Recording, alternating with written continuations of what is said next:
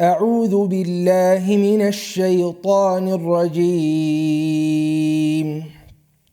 قال قد أوتيت سؤلك يا موسى ولقد مننا عليك مرة أخرى إذ أوحينا إلى أمك ما يوحى أن اقذفيه في التابوت فاقذفيه في اليم فليلقه اليم بالساحل يأخذه عدو لي وعدو له وألقيت عليك محبة مني ولتصنع على عيني إذ تمشي أختك فتقول هل أدلكم على من يكفله فرجعناك إلى أمك كي تقر عينها ولا تحزن وقتلت نفسا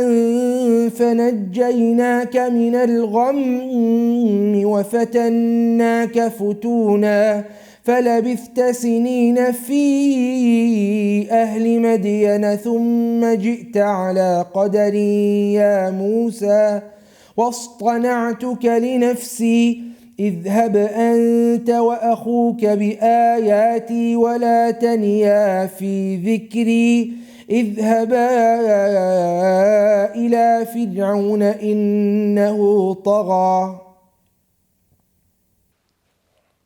بسم الله الحمد لله والصلاة والسلام على رسول الله. الحمد لله حمدا يوافي نعمه ويكافئ مزيده وصلى الله على سيدنا محمد وعلى آله وصحبه أجمعين. اللهم علمنا ما ينفعنا وانفعنا بما علمتنا وزدنا علما يا كريم. رب اشرح لي صدري ويسر لي أمري واحلل عقدة من لساني يفقه قولي. رب زدني علما رب زدني علما رب زدني علما. اللهم لا سهل إلا ما جعلته سهلا وأنت تجعل الحزن إذا شئت سهلا. We are continuing with the Surah Taha and the story of Musa alayhi salam. Allah subhanahu wa ta'ala said, قَالَ قَدْ أُوتِيتَ سُؤْلَكَ يَا Musa. We left off at a number of du'as that Musa alayhi salam made in this beautiful surah, Surah Taha or Surah Al-Kalim or Surah Musa. All of these are names of this surah. Musa alayhi salam made a number of different du'as.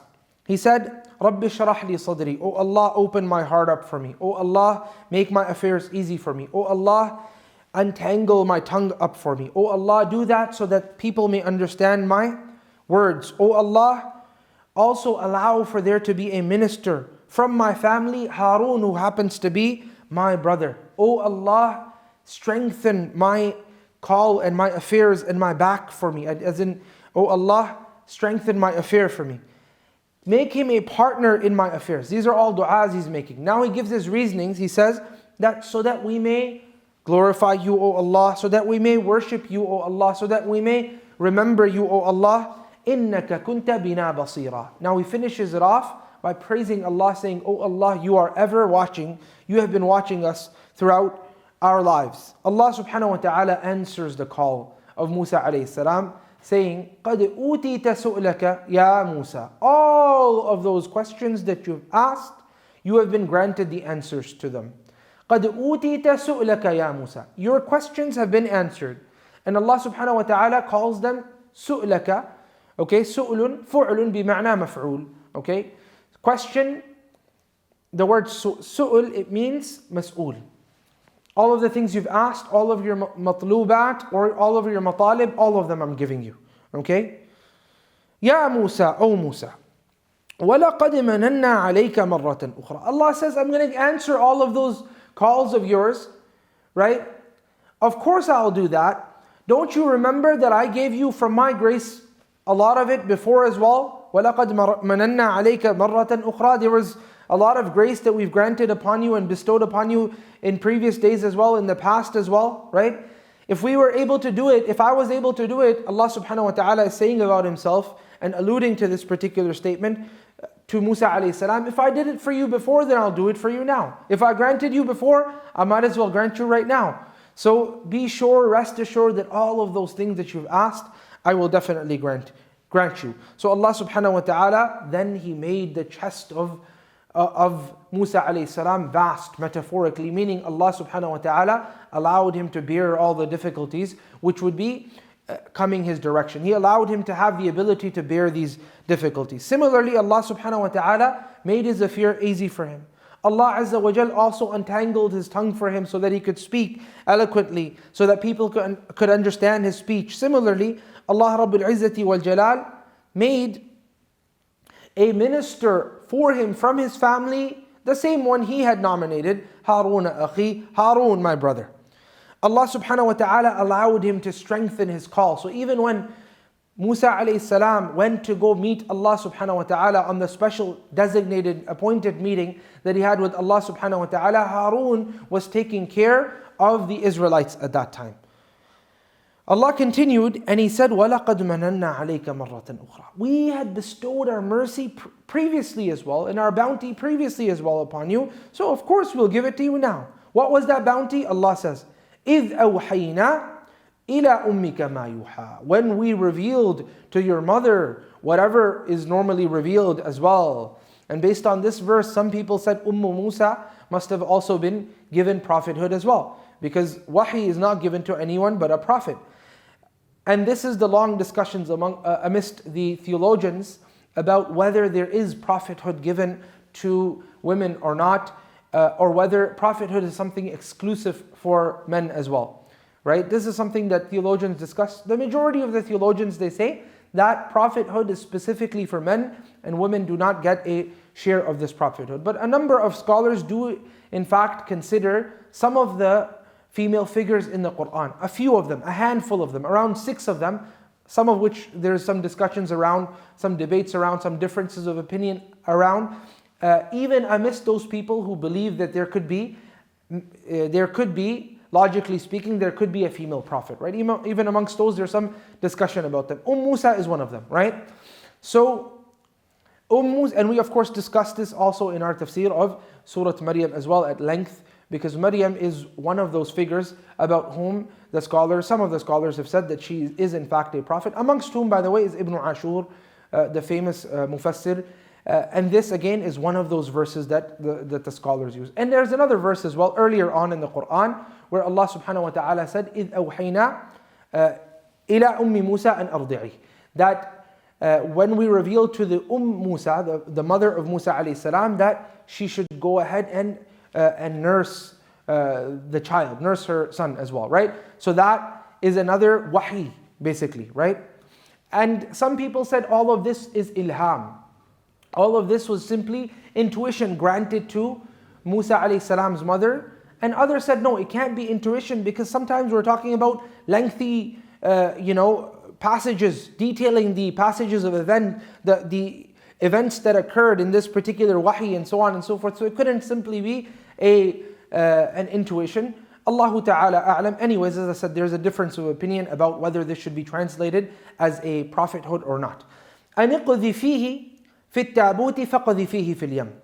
That we reveal to Musa, we reveal to the mother of Musa, مَا يُوحَى. And one of the things, by the way, which almost nominates the opinion, which almost makes the chances of the opinion which says that there could be female prophethood more likely, is the completion of the verse, which says, إِذْ أَوْحَيْنَا إِلَىٰ أُمِّكَ مَا يُوحَى. When we revealed to your mother what is normally revealed, مَا يُوحَى. It could be translated like that, and with that we would say that it must be a revelation similar to the revelation given to other prophets as well.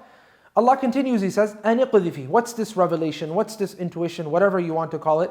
أَنِقْذِ فِيهِ فِي التَّابُوتِ. That you take this child of yours and you place him in a tabut, in a chest. فَقْذِ فِيهِ فِي الْيَمِّ. Now take this chest and throw it in the river.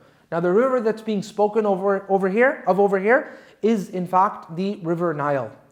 The river Nile, personally I've been in the river Nile, it's till this day it has a bit of a current. It doesn't have at least when I was there, it didn't have a very strong current, but it still has a bit of a current, and it's quite a river. It's not a small little river.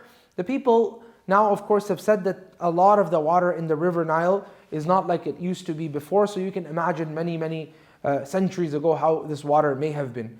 على كل حال, in either case, it's still till today, it's a river that requires you to be on a small little yacht or a ship or so on and so forth. It's a bit of a water body. That's the point, right? So Allah subhanahu wa ta'ala is saying, place this child inside of a chest and then throw that chest into the ocean. بالساحل يأخذه عدو لي. Throw it into the river, that is. يأخذه عدو لي وعدو له. My enemy and his enemy will end up picking up this particular child.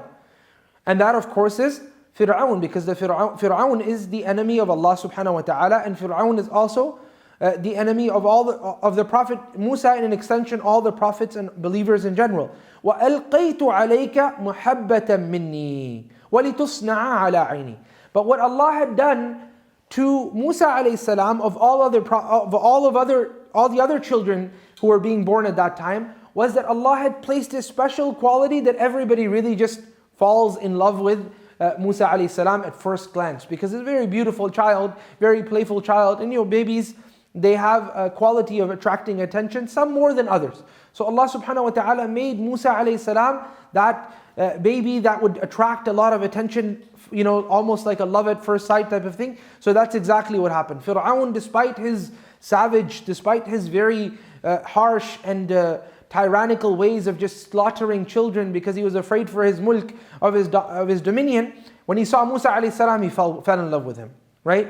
Allah subhanahu wa ta'ala told us of this when He said, وَأَلْقَيْتُ عَلَيْكَ مَحَبَّةً مِّنِّي. I placed a special love upon you so that people fall in love with you. وَلِتُصْنَعَ عَلَىٰ عَيْنِي.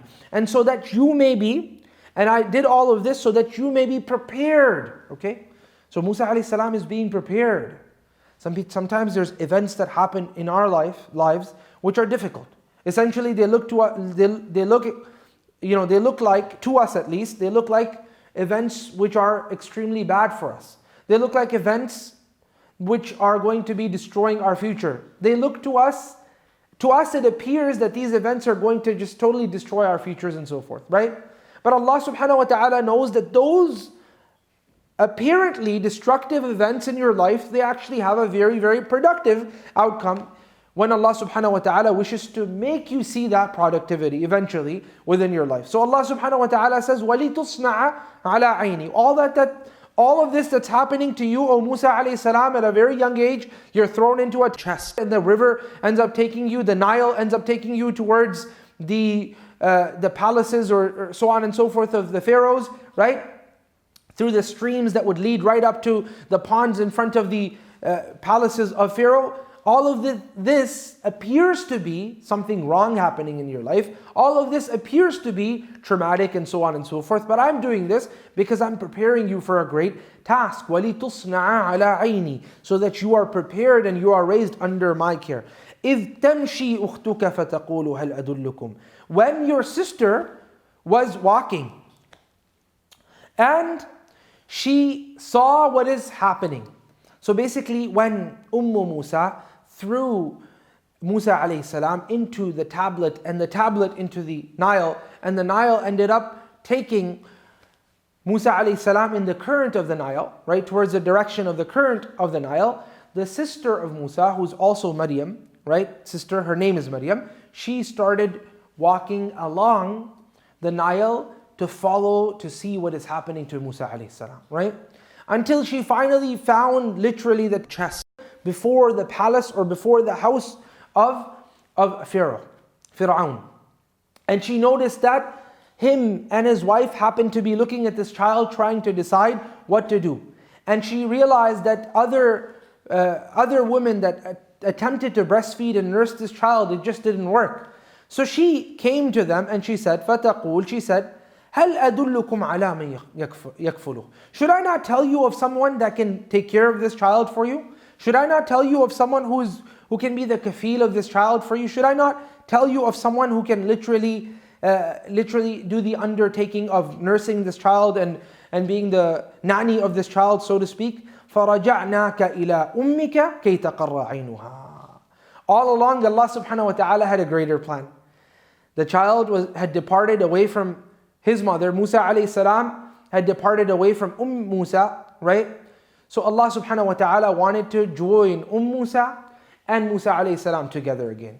So Allah subhanahu wa ta'ala said that through this particular scenario, we returned you back to your mother, right?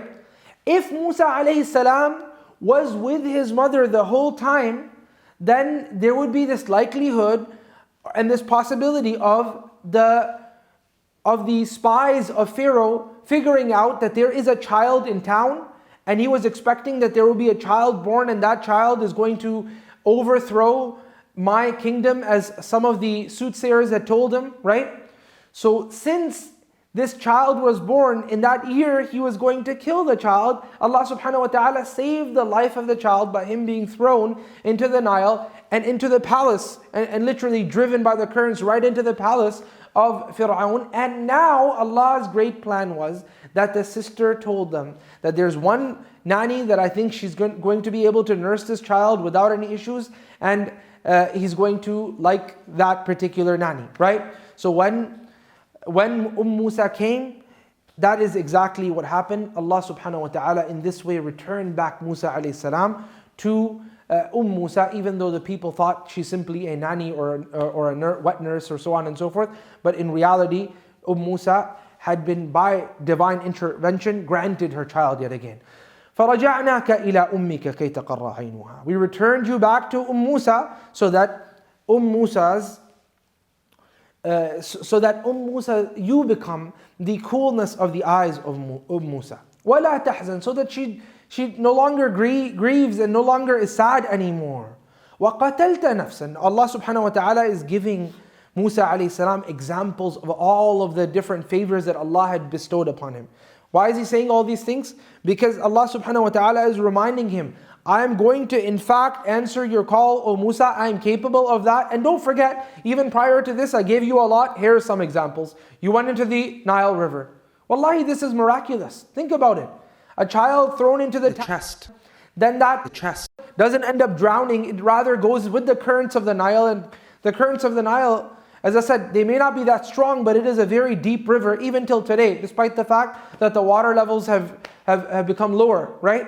So it gets driven into the palace of this tyrannical king who kills all child, and that king falls in love with the child. And then the sister of that child arrives at the house of this tyrannical king and realizes that this particular child is not nursing from anyone. If they don't find a wet nurse, the child might die. She says, I'll bring you a wet nurse. And they bring this wet nurse, and obviously the child will be ready to drink milk from the mother immediately. But for some odd reason, the Pharaoh doesn't realize that this is in fact the mother of the child, right? So this is divine intervention, clear sign of divine intervention, through which Allah subhanahu wa ta'ala is telling Musa alayhi salam, your answers are very easy for me to answer. Allah subhanahu wa ta'ala, your calls are and your questions are very easy for me to answer. Allah subhanahu wa ta'ala continues, and He says, وَقَتَلْتَ نَفْسًا فَنَجَّيْنَاكَ مِنَ الْغَمِّ. You killed a soul, and we saved you from al-gham. We saved you from sorrow and grief, and we saved you from, all of the sorrow that you were going through. وَفَتَنَّاكَ فُتُونًا. And we put you through a number of different tests, not a single test. We put you through serious test. فُتُونًا. We put you through a serious test. فَلَبِثْتَ سِنِينَ فِي أَهْلِ مَدْيَنَ. So you stayed after that, after all of these tests that I put you through, you stayed amidst the people of Madian for a number of different years, for 10 odd years. ثُمَّ جِئْتَ عَلَى قَدَرِ يَا مُوسَى. Then you came back based on my decree and based on my appointed time. You attempted to come back. That is something that I had already appointed. That time was already appointed.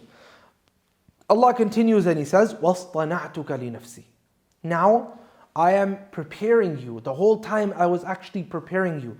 Al-istina' is different than just a sunnah. Right? Earlier on Allah said, وَلِتُصْنَعَ عَلَىٰ عَيْنِي. So that you may be raised and prepared. And صَنَعَ يَصْنَعُ really means to manufacture. So you may be manufactured in my care. Now Allah is saying, وَاصْطَنَعْتُكَ لِنَفْسِي. And I have very carefully crafted you for myself. Okay? How has Allah crafted Musa alayhi salam? First of all, Allah has created everything and everyone. So why is Musa alayhi salam so carefully, and how is Musa alayhi salam so carefully crafted, right? You see, all of the life of Musa alayhi salam is tests. He basically, as soon as he came into existence, as soon as he came into this world, he was going through troubles with immediacy, right? With immediacy.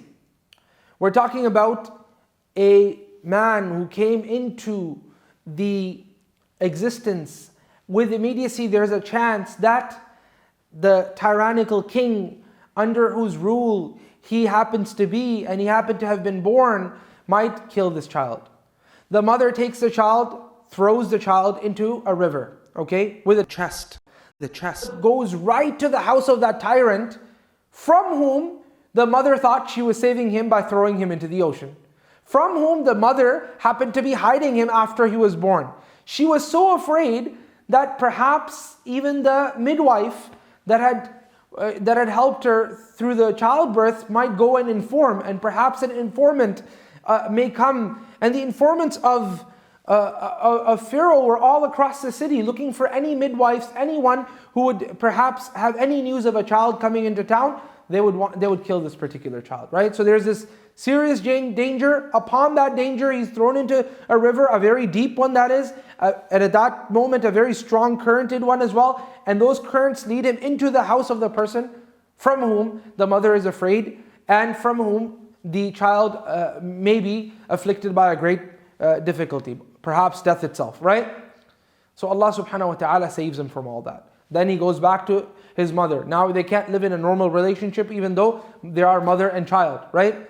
The mother can't expressively talk about the fact that this is in fact my child. She's simply a wet nurse according to public perception, and so on and so forth. I mean, a lot of difficult affairs. Then suddenly, as Musa alayhi salam grows old, despite being this person who's revered in society because he grew up in the house of the king, right? He accidentally, literally accidentally, ends up killing someone, right? And now that accidental death is not considered accidental in society. So there is the danger now of being put to account and put to judgment in a wrong way, because again, this was an accidental death, right? It wasn't an intended murder, and so on and so forth. So now, what happens? He has to now run, literally, despite the fact that he hasn't done anything wrong, in that he didn't intend to kill anyone, right? So now he has to leave the city. He has to leave the city. He has to leave the city, running towards another city, a place where he doesn't really know, he doesn't have any friends, family, no one else. He goes to this country, he stays there for 10 years, working literally a labor job, and that happens to also be the mahar for his wife as well. And now he's coming back, and it was dark, he lost the directions. All of the life happened to be a lot of tests. And there's more than this as well. These are some of the ones that I've just highlighted, right? So test after test after test after test, difficulty after difficulty. A child raised pretty much without a mother and the father in some ways, because the mother can't really expressively say, I am the mother, right? And so forth. So all of these difficulties, Allah subhanahu wa ta'ala says, these difficulties and these trying times I was putting you through, He says all of this was al-istina. I was preparing you. وَاصْطَنَعْتُكَ لِنَفْسِي. I was preparing you for myself. Right? So now when you're going through difficult times in your life, perhaps Allah subhanahu wa ta'ala is preparing you for a greater task. Remember the story of Musa alayhi salam. All these difficulties that he's going through, they are actually a preparatory tasks, or a series of preparatory tasks that he has to go through in order for him to fulfill this great grand task with which he will be commissioned by Allah subhanahu wa ta'ala, and that is the task of prophethood, and that is the message of Islam that he's going to be delivering to his people. Allah subhanahu wa ta'ala continues and he says, اذهب أنت وأخوك. Go, you and your brother. Now that I've given you and your brother both prophethood, you and your brother both go and give your da'wah. بِآيَاتِي, with my signs that I've given you. Some of the signs Allah subhanahu wa ta'ala detailed already in the beginning, right?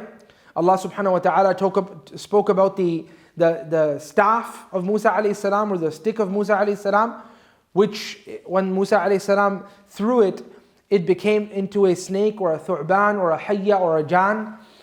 And Allah subhanahu wa ta'ala also spoke about this hand, which when Musa alayhi salam would place it under the armpit and pull it out, it would become white, and vice versa. When he would do it again, it would become his normal complexion yet again. So Allah subhanahu wa ta'ala says, take my signs, وَلَا تَنِيَا فِي ذِكْرِي, and don't become weak in my remembrance. Don't become weak in my mention, and so on and so forth. So those people who have been tested of calling to the way of Allah subhanahu wa ta'ala, or who plan on calling to the path of Allah subhanahu wa ta'ala, there are great tests that will come your direction. Remember the word dhikri, right? وَأَقِمِ الصَّلَاةَ لِذِكْرِ. Establish your prayer for the sake of my dhikr. وَلَا تَنِيَا فِي ذِكْرِ. Do not become weak in my dhikr, right? Now, there's two things, as we mentioned in a previous episode already. The first thing is that when you mention my remembrance means remembering Allah yourself. The second thing is when you remember Allah, Allah remembers you as well, right? Whoever mentions me, as Allah subhanahu wa ta'ala says in a hadith Qudsi, in a gathering, I will mention him in a gathering even greater than that gathering. So Allah subhanahu wa ta'ala remembers those people who remember Him. If you become from amidst the people of the remembrance of Allah, then in your trying times and in your difficulties and in all those problems that you have that you thought were unsolvable, Allah will be there for you. And Allah will in fact remember you. And when Allah remembers you, then your difficulties are solved already. Right?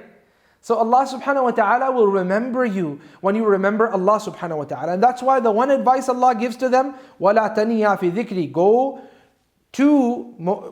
Go to the Pharaoh, Moses and Harun, Musa and Harun, go to Fir'aun, right? And when you do remember one thing, go to him with my signs, so have clear signs. Make sure you have a reason for him to believe.